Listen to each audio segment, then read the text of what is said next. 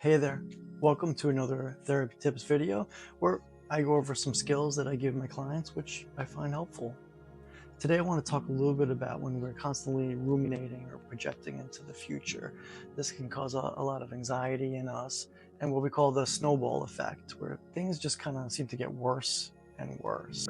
It's, I know what's going to happen, right?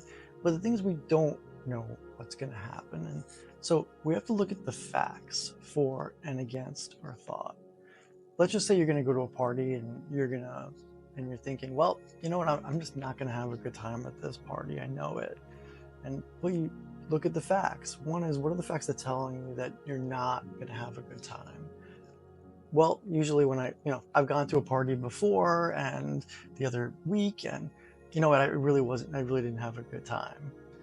And then I say, well, what are the facts against that thought? The facts that are saying that it's wrong? Well, I have been to parties. I've had a good time. I like some of the people there. And then it's, well, how much do you really believe this, right? And you can put it on a scale, right, of 0 to 100%. And they'll say, well, you know what, I believe it may be more of a 40% now, whereas before we started talking it was 80 or 90%. The other thing is looking at some other possibilities of what happens, right? I go and, hey, maybe at the beginning, maybe I don't know a lot of people, but then I start talking to some people and I start to have a good time and enjoy it. And I ask that person, how would it feel if that's what happened? And they say, it would feel good. The other thing we do is we catastrophize. Worst case scenario, right? I'm going to go to that party. There's going to be that person I don't really like, right? They're going to give me like a look, and then I'm going to get into an argument with them. So to deal with that is I'll say, let's play worst and best case scenario. Let's start with worst. So you walk in and they give you a bad look and you get to an argument. And then I ask them, what then? And they say, well, I didn't think of that. I guess we get into a big argument and everyone starts staring at us. And what then?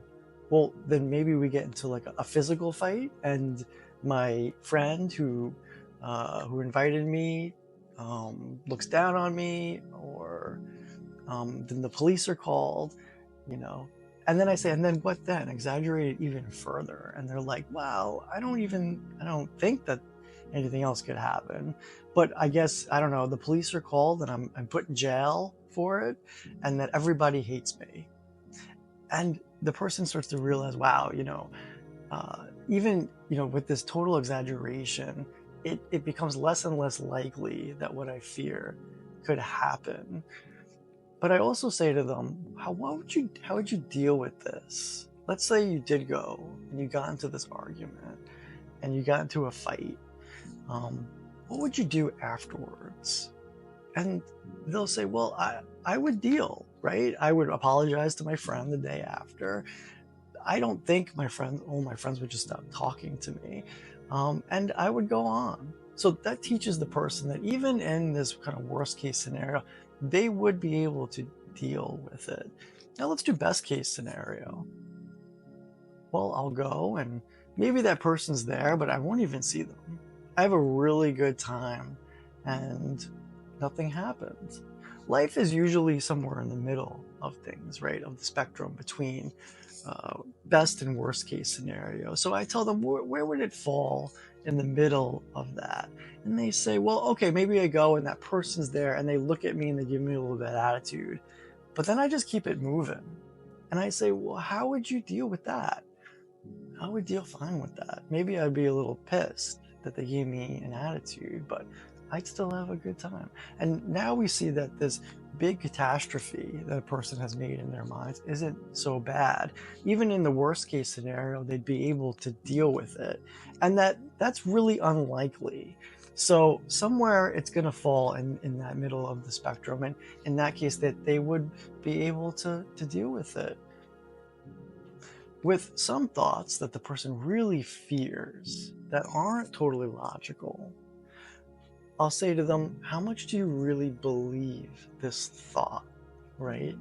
And they'll say, well, but like 80%, right? I'm 80% sure that this bad thing is going to happen to me. And I'll say, okay, well, how sure were you a week ago? And they'll say, well, the situation was different and there were different facts, right? And so maybe I was 40% sure, right? And then I'll say, how sure, out of 100%, how sure will you be in a month from now that this really bad thing is going to happen? And then they'll say, well, maybe, I don't know, maybe, 30%. And then how about a year from now? How about 2 years from now? And the person starts to realize that in the moment, they might feel like it's 80 or 90% true. But if they can compare it and they see that there's these changes in the way they're thinking about the situation through time, there's no way that this thing that the person fears can be so true and so imminent that it would go from 40 to 90 to 20. If this was real, it wouldn't do that. It would be a 90%. I hope that this was helpful for you.